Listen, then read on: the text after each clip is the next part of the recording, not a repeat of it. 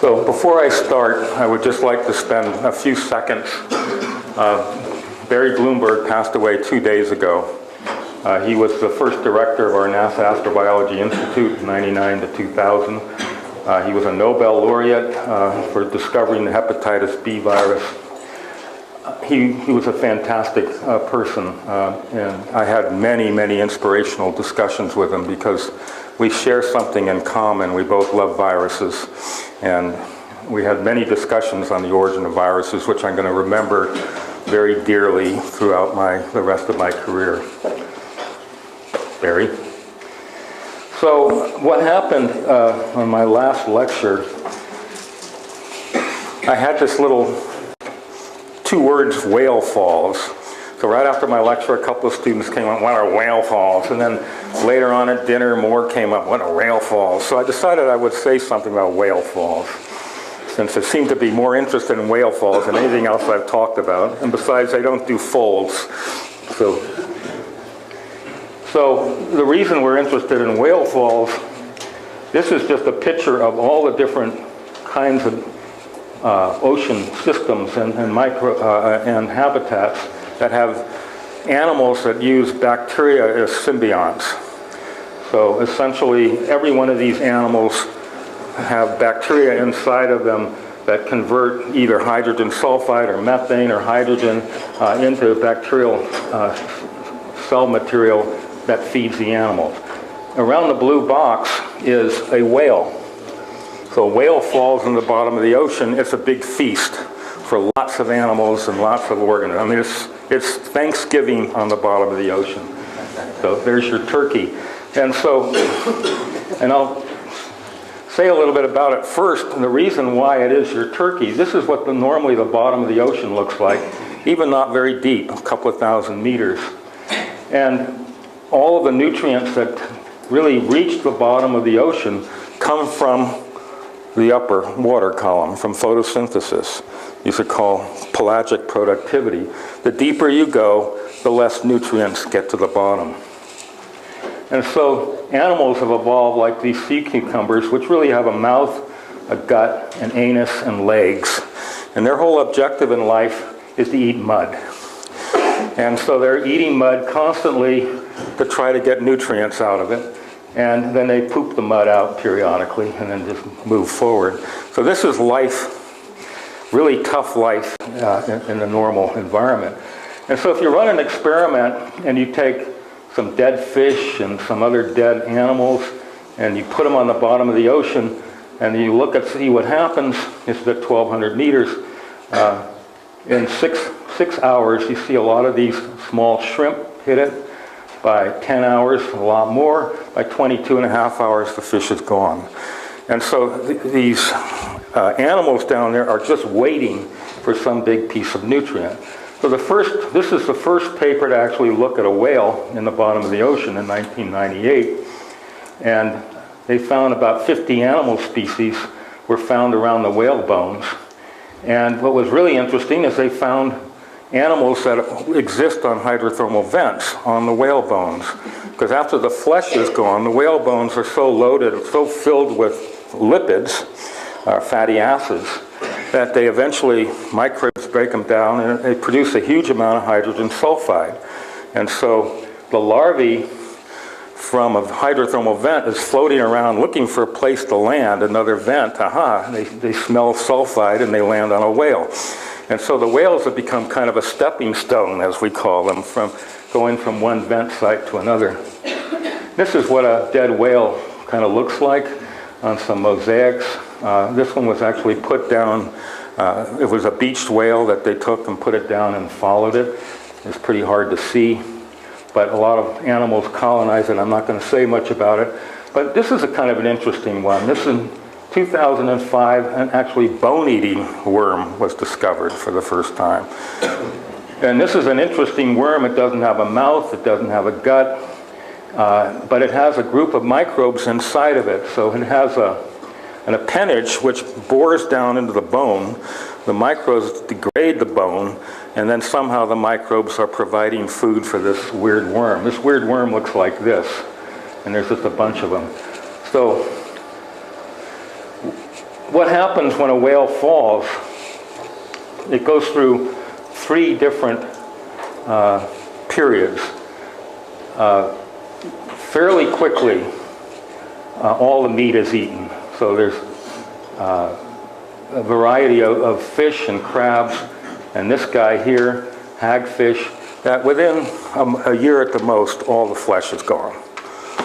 And so the next is this enrichment opportunistic stage, which is dominated by worms, and bacterial mats start, and you produce a lot of hydrogen sulfide. Then you have the 3rd stage, and that's where animals with symbionts, like at the vents, take over. And it takes about 50 years or so for a whale to completely lose all of its nutrients. So the bones are no longer providing. So it's a 50-year feast.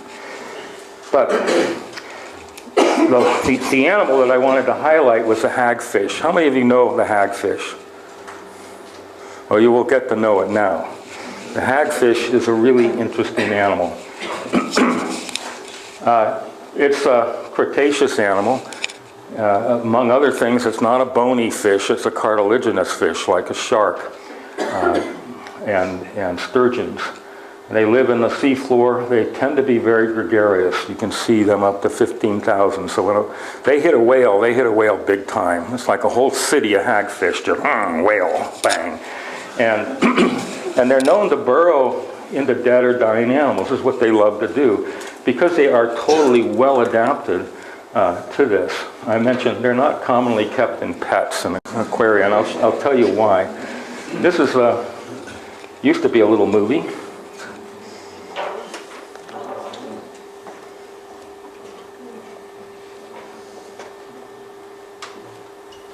Did work earlier, but I guess it won't work today. What you would see is that this animal would, yeah. I can't find it.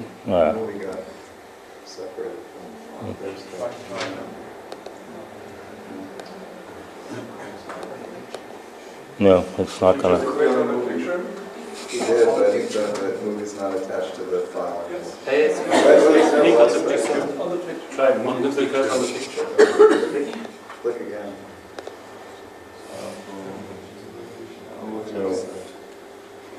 No.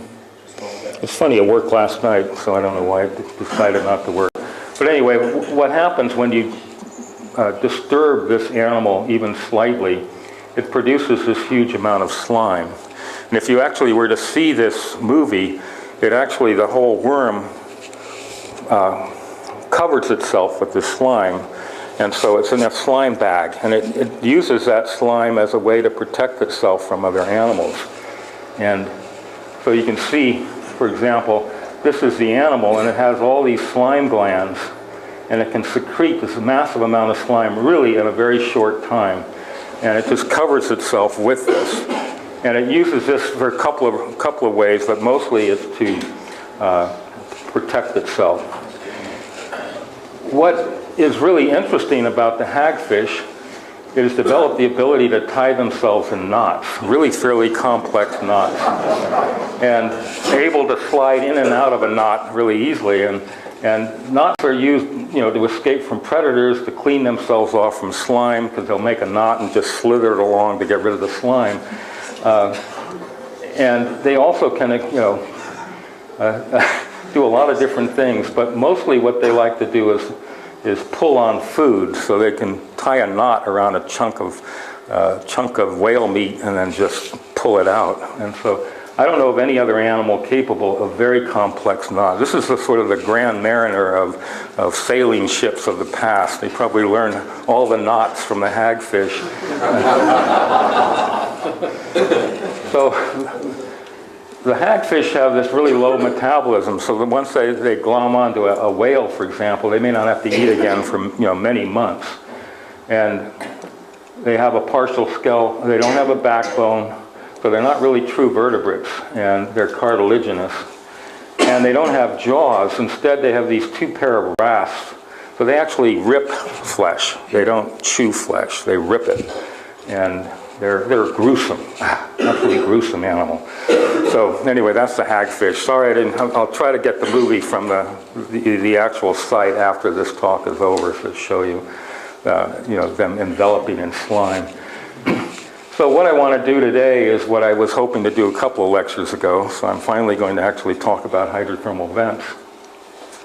And I want to tell you a little bit about their geology and chemistry, contrasting the two sites, and then spend probably this afternoon's lecture mostly on this second topic.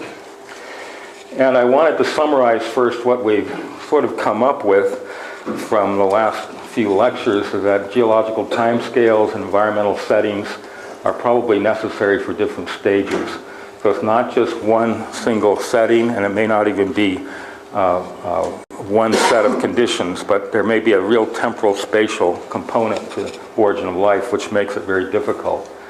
I mentioned the essential nutrients for life as we know it, and the need to better understand source reactions for key compounds and how they're concentrated.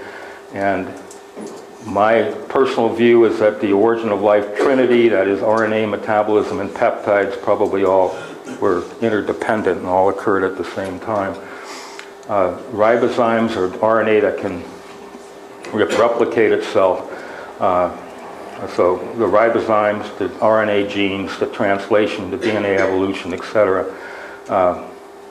Why didn't this progress stop with some minimal RNA that just replicates? And the reason I put this in there, one of the most really sterling experiments that I know of took place in 1966. And the scientist was called Saul Spiegelman. And he took an RNA virus, a simple RNA virus called Q beta. You've probably never heard of this Q beta virus. It attacks E. coli, a bacteria. It's a simple RNA virus. And his idea was, let's do some evolution with this. Let's take this virus, and rather than put it in E. coli, let's put it in a test tube and give it the enzymes and the nucleotide bases, everything it needs for replication without a cell, and never let it run out. So they put this virus in here and they followed it many, now viruses, the core has a nucleic acid and it has protein around it. And it has a wide variety of genes that are involved in infecting the host. And the first thing a virus does when it affects a host like E. coli is we got to get rid of the host DNA. I mean, we do not want E. coli DNA hanging around. So it produces an enzyme that breaks down the host DNA. So that's no longer, the host DNA is no longer making RNA to take up ribosome space. So what the virus wants to do is take over the cell's ribosomes. And taking over the cell's ribosomes, then the ribosomes are only making more viruses. And so you infect with one virus, and the next thing you know, you have 1,000 viruses inside the cell. And then when you get that many viruses, they blow up the cell and go off and infect something else. So what Spiegelman did is take this virus, put it in a test tube with everything necessary for the virus to replicate, and then followed it. And over time, what he found is that it lost all the genes for making the protein coat. And it lost all the genes for degrading the DNA of the host cell. And after a while, it only had just the DNA needed to replicate itself. And it was an unbelievable, evolutionary experiment. It was the first one like that was ever done. So if you had an RNA, a ribozyme like this, and you had everything necessary for it to replicate, why would it get complicated? It would get complicated, I guess, after it's left something out. But the objective in evolution is to replicate yourself. That seems to be all the experiments that are ever done. If you reduce life down to its essence, it wants to replicate itself. And all the other garbage is to find a place to replicate or to survive or to do this, but it's all garbage. To the central issue of a cell, let's just divide. So that's the point I wanted to make. Spiegelman's experiment is a fantastic experiment. It's been repeated many times. It's a great evolution experiment to run in the lab. I don't know if any of you have any questions on that. So there are two kinds of hydrothermal vents, and I mentioned those earlier. magma-hosted and peridotite-hosted systems. And I'm going to start out a little bit with the magnetite-hosted. And I showed this already. Most of the elements, most of the periodic table comes out of these systems. That's what makes them so important for the origin of life. The water-rock reaction creates most of the key transition metals that we really need, along with even a lot of trace metals. And they can generate carbon sources and catalytic minerals. The temperatures range from anywhere, whatever the ambient ocean would have been during the time of the early life. Today it's around 2 degrees Celsius in most of the bottom deep ocean. The temperature is greater than 40. In most hydrothermal systems like this, of magma-hosted systems, they undergo two-phase separation. So what you actually see is phase separation of the water. It gets heated above its temperature, which is generally above 400 degrees. And so you end up frequently having what is ejected into the water column is in some cases the salts are removed and left behind, and so you have this phase separation. We'll talk about this one separately. So to contrast some of these, in a magma hosted, I said it can be over 400 degrees, and in a peridotite hosted, generally less than 20 to, right now we're thinking it's about 240 or 250 degrees for peridotite hosted systems. Pressure, right now about the deepest hydrothermal vent is about 5,500 meters or so that we've found. Except when you go into subduction areas down into the trenches, there are some hot spots. The pH in a magma hosted can be around 3 degrees, which is what we call end-member fluid. The 300 plus degree fluid is very acidic. And in some cases where it's mixed, seawater is generally around 7.5. And the peridotite hosted systems I'll mention are very alkaline, and they get to 9 to pH 12, and this is something I'll talk about. All produce a lot of heavy metals, and particularly the magma hosted produce very high concentrations of most of the heavy metals, and to the point where they can actually be toxic. The most high metal resistant microbes found in the vents, or have found in the vents, grow, for example, in 5 millimolar cadmium. Maybe a few micromolar cadmium will kill most organisms. So these can tolerate. Incidentally, I isolated this bug myself that grows in 5 millimolar cadmium. You know what's interesting? It's the same genus as the bug that they did the arsenic experiment on. So this particular genus, Halomonas, tolerates really high levels of metals. It knows how to do this. This is why I was I put the names on 4 species of Halomonas, in my own lab, of these same kind of organisms that tolerate high metals. There's alpha emissions, particularly in sort of barite-rich precipitates associated with some of the sulfide structures. And so actually, my French colleagues just about 2 years ago found an archaea that's actually at least, if not more, resistant to radiation than Deinococcus, the organism I mentioned that holds the record for that. So the vents hold the records for everything, so temperature, pH. And then low water activity, as I said, you get phase separation and you end up with brine pockets in the subsurface because you're leaving back all the salt. And so you can see you have a wide range of gradients that go on in hydrothermal vents. pH gradients, temperature gradients, salt gradients, etc. You have a wide variety of reaction systems that are going to be important. So these are the mid-ocean ridges as we know them, and I've sort of colored them. The warm colors, the reds, are the youngest rocks on Earth, because some of this is new crust being formed, so it's very young. But you can get over into off-axis, and some of the crust can be, very deep into the Cretaceous that still exists today, 180 million years. And I'll talk a little bit about that. We have seismometers all over the place along these ridges, and so we have some idea of the earthquakes that go along with this. And so you can, some of the really active sites are in red and then intermediate, but all along the ridges is tremendous amount of seismic activity. I decided to put this one on here because I would love to dump seismometers all over space, you know, because there's so much modeling even a stupid person like me can do if I got seismic data.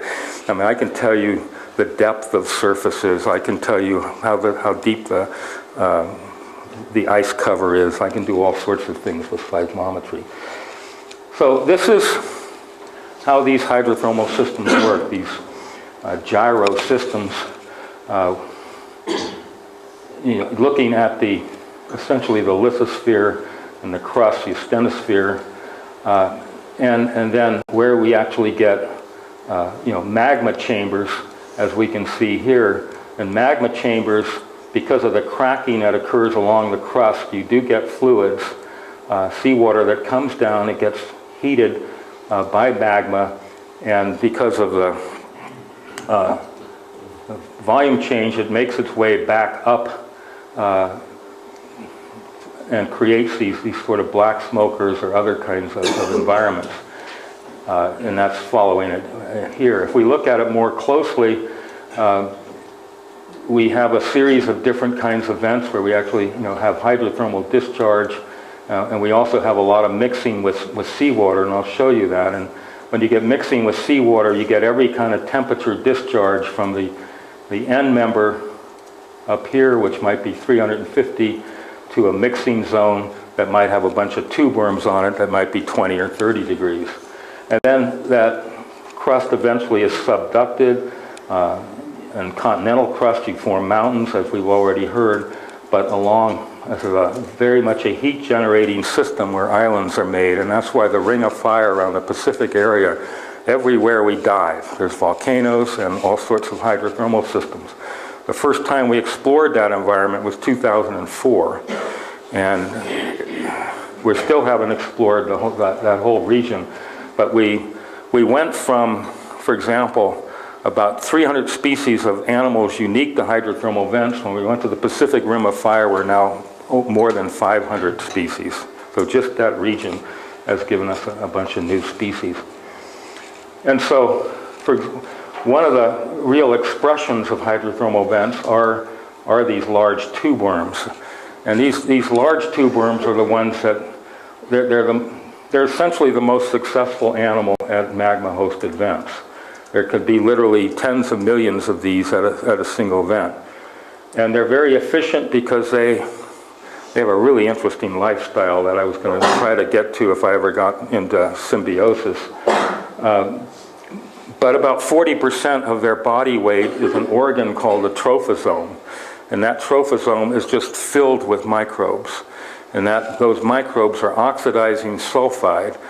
The animal provides the sulfide, the oxygen, and the nitrogen to the trophosome. The trophosome then makes more microorganisms, but in the process, it does one thing. It's what it's capable of doing that animals can't do. Maybe you know this. What kind of nitrogen source do we need? We need the nitrogen source in organic compounds. It's nitrogen. Yeah, so like meat protein or plant protein, but it's carbon, nitrogen, it's amino acids basically is what we have. Whereas bacteria use every form of nitrogen there is. N2 gas, nitrate, nitrite, nitrous oxide, ammonia, anything, they use it. And so what this animal does is actually take nitrate from seawater, which is prevalent, transport it into the trophosome. The animals then make organic nitrogen, and the compounds that they make are the compounds involved in making nucleic acids. So they make those compounds and secrete those into the animal. The animal uses those to make all the other nutrients that they need. At the same time, the animal is fighting the symbionts because the symbionts are growing. And if you know, like I mentioned, if you just let organisms grow, they'll take over the world. And so what the animal also has to do is encapsulate microbes inside of that trophosome and then dissolve them periodically so the trophosome doesn't take over. So it's a really clever system. So this is really a cartoon of how this system works. So seawater comes down, and I'll show you, this is actually wrong. We now have a better idea of where, what we call the recharge area. How does seawater get down into the magma zone to get reheated? And in the process of seawater coming down, the magnesium and the sulfate in seawater essentially forms a mineral by about 150 degrees Celsius. So by the time you get down to the hot fluids at more than 400 degrees or so, then you no longer have magnesium and sulfate. So we know how pure hydrothermal fluid is based on whether or not the magnesium has disappeared. So we use magnesium as a way of saying something about these. Now these are just a few of what comes out of hydrothermal systems. Lots of hydrogen, lots of metals, and many more transition metals than this. What's really interesting is molybdenum, tungsten, a lot of nickel, a lot of the elements that are used by the organisms here all are extracted from rock. This is kind of interesting because Francis Crick, you guys know who Francis Crick is, of Watson Crickery, and Leslie Orgel wrote a book that this was prior to vents being discovered, that they were concerned because essentially most organisms that have complex nitrogen cycles, like all the microbes that, let's say, have to take up nitrate and convert it to ammonia or organic nitrogen or fix N2, the key metal in most of those enzymes is molybdenum. And so moly is one of the key elements in the whole nitrogen cycle. And so Crick and Orgel rationalized that we don't see any molybdenum anywhere. So why would organisms evolve on Earth that have such a critical need for molybdenum? And so their conclusion was that life came from outer space. And that was the whole concept of panspermia that they pushed based on molybdenum. Well then, 7 or 8 years later, hydrothermal vents were discovered and micromolar levels of molybdenum are coming out. So that's not an issue. But it shows you how you can take whatever information is available, or for that matter, what information is not available, and draw some conclusions. Now this is something I wasn't actually going to do initially, but I decided I would, because I want you to, I think it has interesting planetary implications. So this is the hydrothermal vent system that we talked about, and this is a wide area of extrusive crust, and I'll talk a little bit more about this, where you actually have circulation patterns going on with hydrothermal fluid and seawater. And in about 2004, looking at these seamounts, or these little bubbles here, we found that even sometimes 10, 20, 30 kilometers away from the vents, we were seeing hydrothermal fluid coming out of these seamounts. Then later on, we found some of the seamounts that were pumping water down. So now we know that the seamounts actually are the recharge. There's these seamounts in which seawater goes down into the crust and circulates in and actually comes out. And there's thousands of seamounts, and we've only probably know something about a fraction of them. And then as you get further out, you get a sediment layer. But what's interesting, along our coast, we actually have a bunch of seismometers that are out there to measure this. And so our geophysicists have come up with really interesting cracking models. And so seismic activity indicates that cracking and water penetration is going down to greater than 7,000 meters into these systems. Now we have no way of tapping down to that to know what kind of microbes there are, but I'll tell you a little bit about an experiment that was published just a couple of months ago. So there is potentially very, very deep circulation. And if this probably was going on for a fairly long time, and certainly a large impacts may not have actually affected that deep. And so this is a kind of a model system that we work on. This is called the Juan de Fuca plate, and one in which we're actually putting a cable network around, so it will actually have power in real time there, so that we can do all kinds of experiments. But okay, why these are important is about about 85% of the Earth's magnetic budget is focused in mid-ocean ridges. This may tell you something about what might be important to look for. Again, there are over 15,000 seamounts, which we now call hydrothermal breathing holes. We've been to about 2,000 seamounts, so we don't know a lot about the seamounts on the ocean bottom. The crust is the largest fractured aquifer on Earth, and we know very little about it. It's this huge aquifer, and I'll talk a little bit about that. Also, the margins host 10,000 gigatons of hydrates. Most of those are methane hydrates. Why we are concerned about global warming and an ocean heating up is what happens if those gigatons of hydrates emit their methane gas. While at the point, if I had more time, I would talk about them. The hydrate areas have a fantastic, unique microbial animal flora associated with them. There's a worm called the ice worm that was just found a few years ago that actually bores itself into a clathrate. Then it has microbes inside of it that actually utilize the methane and supply nutrients. Is that 10,000 gigatons the total mass, including the water, or is that just the methane and the hydrate? It's the methane and the hydrate, yeah. At least according to my colleagues who do this. So this is what we think is one of the largest reservoirs that really are untapped. So these ridge flanks away from the ridge account for 70 to 80% of the heat flux coming from hydrothermal systems. Also, chemical fluxes may be significant, but we don't know that much about them. Ridge flanks from 1 to 65 million year olds and crust make up 70% of the ocean basin. It's potentially an enormous habitable volume that we haven't really tapped into. Now, if we take a look at some gravity measurements that have been made along with what has been seen from drill holes and from, how many of you know what an ophiolite is? Okay, I'll show you a picture of an ophiolite. An ophiolite is oceanic crust that has now been upwelled into land, and so you can actually visit what oceanic crust looks like, and we've learned a lot about them.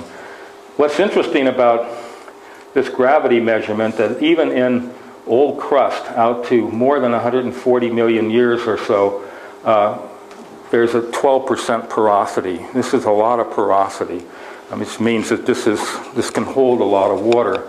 And the fluid reservoir in the crust then contains 2% of the total volume of global seawater. And because it's insulated by sediment, the temperature remains fairly warm, 40 degrees, even in Cretaceous crust. And what's interesting is the hydrothermal volume flux into the ocean approaches about 20% of riverine input. So it's a huge amount of water that's pouring through here with a resident time of about 2,700 years. So what's interesting, the whole ocean is circulating through this crust area in 200,000 years, which is a very, very short time.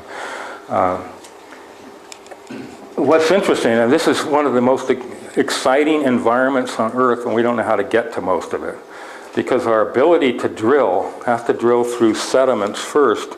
They reach basement, which is where we have the crust, and then it can go down somewhere. But we can't go into rock, directly go into rock yet.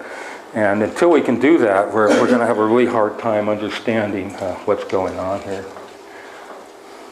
So this is an ophiolite. This is in Oman. There's two big ophiolite zones, Oman and Cyprus. A number of years ago, as part of what we call the RIDGE group, which is an international group that studies hydrothermal vents, we had a workshop in Oman. So I got to actually go there and look at these things. You can see it's a lot of porosity. In fact, some big holes up here. And actually goats live in those now. So here's, goat habitats are oceanic crust. Just never know what's going to happen in life. So I thought I think I had a talk with a couple of graduate students about, does anything live in old oceanic crust? And the earliest papers were done in the, about 20 years ago or so, primarily by groups in Zurich and at Oregon State. And they looked at some off-axis basaltic rock and looked at stable carbon isotopes. And it indicated that something biological was happening in these off-axis basaltic rock. Then in 2003, in one of the deep sea holes, one of the ones that's studied a lot, 1026B, which is in my neighborhood, goes down through basement and down into deep fluids, and they found high temperature microbes in those. And then a little bit more recently, there's a group that found iron oxidizing bacteria detected that grow on the dissolution products of basaltic glass. And this is what some of these look like, and you could see where there's cracking and there might be fluid flow in here. You start seeing evidence of microbes. And these are some more of those, either putative or in some cases real microbes. A lot of molecular stuff has been done to show that that there are microbes on these cracks. But I think the paper that I wanted to highlight just a little bit was one that just came out in November, because they looked at the deepest crust material that's ever been looked at, up to 1,391 meters. And they did a lot of the most sophisticated molecular methods and found that the environment was really dominated by species of microorganisms that were known to break down hydrocarbons in the absence of oxygen. And what was interesting, this geochip here is a brand new method. It's only a couple of years old, where it involves 10,000 genes that has every single geochemical cycle there is, all the genes involved in it. So all the metal cycles, the nitrogen cycles, carbon cycle, everything is in those genes. And you can make these microarrays where you get the DNA from all those genes and you put them in little wells. So you have 10,000 wells of those genes. And you extract the DNA from a natural sample, and then you see if the DNA from your natural sample actually hybridizes with the DNA that from these chips, and you can make copies of them and determine what they are. And what they really found a lot of, again, it was mostly anaerobic, but they found genes involved in methane, toluene oxidation, and nitrogen fixation, etc. So you get a better idea of the range of organisms. But this is the deepest they've been.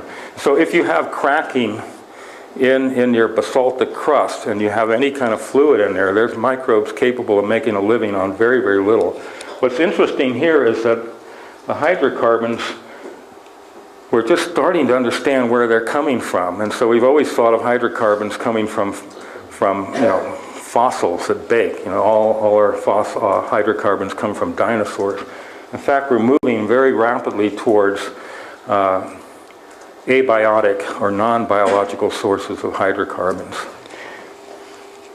And there's some evidence for that as we get into the peridotite hosted systems, where there is high concentrations of hydrogen, methane, and also hydrocarbons produced abiotically. So this is a serpentinization reaction, and olivine, or these ultramafics, contain magnesium iron silicates, and usually very high concentrations of those. In the presence of water and a source of carbon, like carbon dioxide, the olivine becomes hydrated. You can see the hydroxyl group on that, and it produces magnetite and a compound called serpentinine, and I think losing it, and say magnetite, but it produces huge amounts of hydrogen and methane and hydrocarbons. This hydrogen, where the methane is formed, this hydrogen tends to interact with other minerals that are there to reduce CO2 into methane and a number of these hydrocarbons. Since I've made this slide in 2009, formate and acetate have also been found to be made abiotically in this system. So a C1 and C2 acid. What's interesting, this is olivine, this is serpentinite, and you can see in this process there's actually a volume change of about 30%. The other thing that happens here is that this reaction produces alkalinity because of the hydroxyls, and it produces heat, and it's a little bit controversial, but right now the belief is up to about 260 degrees Celsius, just from exothermic chemical reaction. This is not a magma-driven system, and a large volume increase. So, as a summary, serpentinization does three things. It produces heat, probably as high as 268 at the reaction site based on some experiments that have been done. It produces alkaline conditions up to pH 11. And what's really more important in terms of Earth, it expands the rock by roughly 1/3. So peridotite shatters under this expansion. With peridotite is the rock that's entering that reaction, gives seawater even better access to fresh rock and creates large amounts of serpentinite mud. With big enough body of peridotite, this goes on for millions of years. So this is a long, ongoing process. And in fact, the whole upper part of the world's oceanic mantle becomes serpentinized as it cools. And I want to make the point here that because of this process, oceanic plates take up a great deal of water. A cubic meter of rock can gain as much as 300 kilograms of water. This is incredibly important in terms of the dynamo of the Earth. And so when oceanic plates undergo subduction, the heat and pressure reverse the serpentinization reaction and release the water into the deep lithosphere, again regenerating more peridotite, but the water where it gives rise to volcanoes, etc. So this mechanism, and the one we're going to see at Lost City, is one that carries huge amounts of water down into the mantle and part of this vast and complex cycles that keep the Earth running. So this I'm pointing this out in great detail because I think this is, I mean, if we had this process going on any planet, it would be incredibly interesting. I mean, you can have, you're going to generate a lot of organic material, you're going to generate a lot of key catalytic minerals. So this is what these things look like because of the alkaline conditions produced by these vents. All the soluble carbonate, bicarbonate and CO2 precipitate out at alkaline pH and form calcite. And so we have several places where these calcite veins are found in serpentinites. And in fact, they're beautiful. A lot of bathrooms of friends that I have use serpentinite as their instead of marble. They're really. So the Lost City hydrothermal system was found in 2000. It's off-axis on the Mid-Atlantic Ridge. It's about 15 kilometers from the actual ridge itself. It's in 1.5 million year old crust. The zone is around 5,000 meters deep. This is a slow spreading area. And where it was found, and the reason it was found, is that there was this large massif or mountain. And so while this is around down to 5,000 meters, this was only about less than 800 meters from the surface of the water. So it's this gigantic mountain that came up from the bottom. And to give it some comparison, this is the Atlantis Massif that we're talking about, which is 54 meters from the surface. It's about 5,000 meters tall, and this is compared to one of our largest mountains in Washington State, Mount Rainier, which is about 44. And because of the alkalinity produced, you as I say, precipitate out all the bicarbonate and CO2 that's available and form these large calcite or aragonite. They're both calcium carbonate and some magnesium hydroxide, but mostly calcite and aragonite, these large structures. And if you look at them, they're pouring out fluids, sometimes between pH 9 and 11, and they're enriched, for example, in a lot of hydrogen and methane. Some of these are on the order of more than 30 or 40 meters high on the bottom of the ocean. So the chemistry of these systems can be fairly high methane. 2 millimolar have been mentioned, and that's huge. Saturation in seawater is about 1 to 2 nanomolar. To give you some idea of the concentration, it's way over saturation. Hydrogen can get even higher, up to 15 millimolar has been measured in these kind of systems.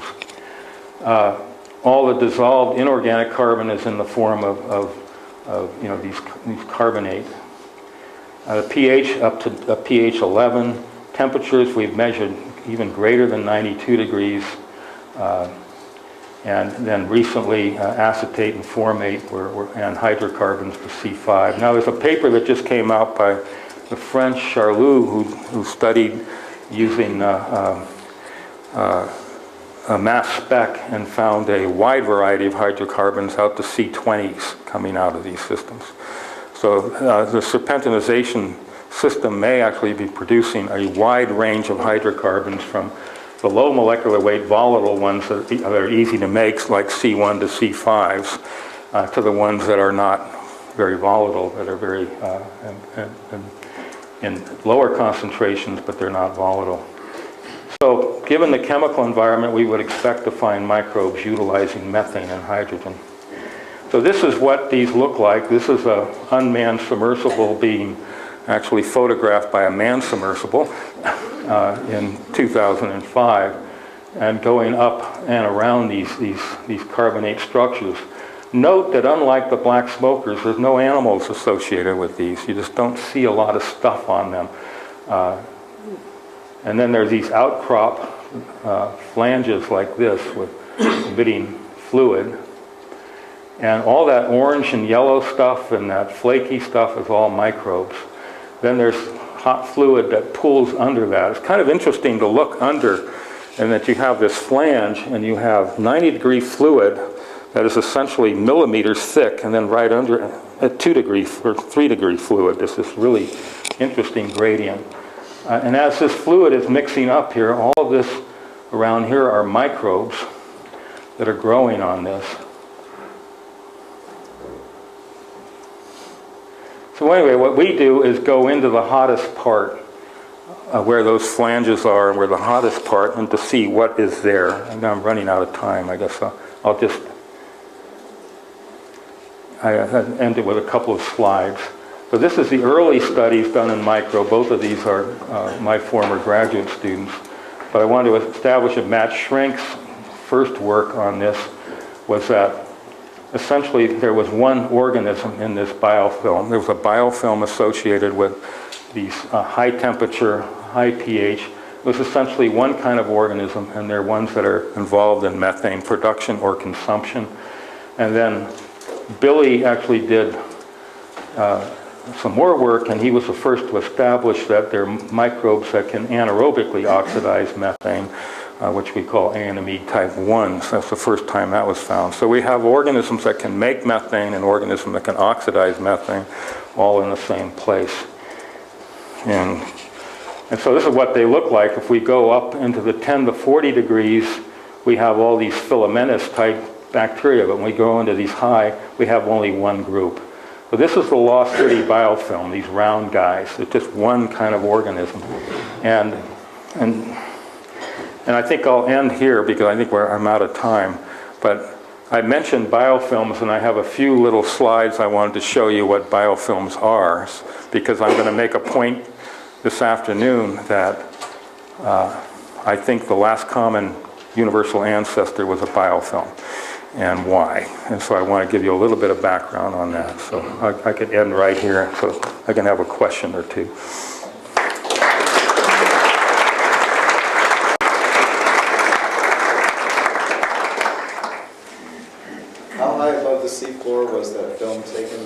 City? How high above the seafloor was that particular flange? Is that high up on the mountain or down close to the bottom?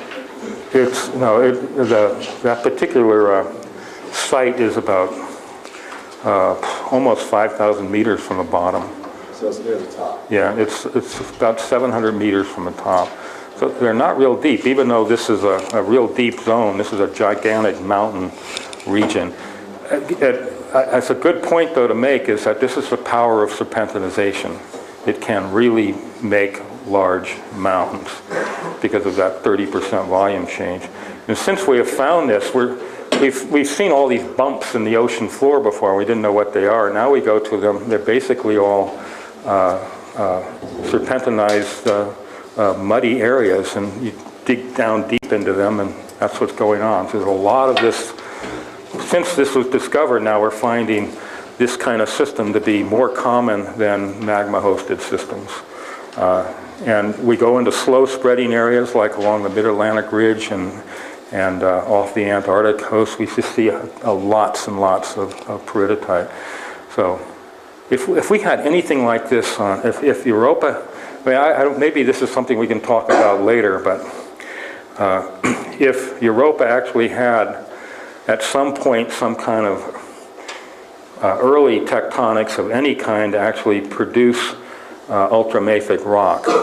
And given the amount of tidal heating that you can get, is it possible to have a Carnap engine so that you get, for example, hydration and dehydration going on so that you actually have water rock heat, and then you have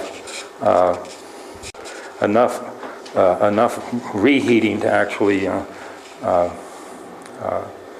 do an oxidation reduction reaction. I don't know if that's possible. It would be really interesting to see if you actually could get some, generating. So this is what happens on Earth. It's just that you take your crust and you subduct it, and then you basically dehydrate it and Well, the radioactive power in the rock per cubic meter is the same, but it just cools off more quickly because it's a smaller body. So you did early on. So I mentioned yesterday that there are some theories of early plate tectonics that suggest you would get this really thick oceanic crust. That would stay hot, so wouldn't you then expect more serpentinization over a wider area? Oh yeah, I mean all of my colleagues who do this work think that the Earth was covered with this kind of activity, and it was overlain with magma-hosted systems. And this is really, this is an important point in terms of the origin of life, because we've had, origin of life people who think that everything happened in a magma-hosted system, and others that think that it lost city. They were never separated in the early Archean. In fact, the phthalite component, that iron, magnesium, silicate component, is highly reactive. It's even the source of hydrogen in magma-hosted systems is phthalite. So for how long a site like Lost City can be active? over 100,000 years. And I'll show you that this afternoon. Let me just turn this off.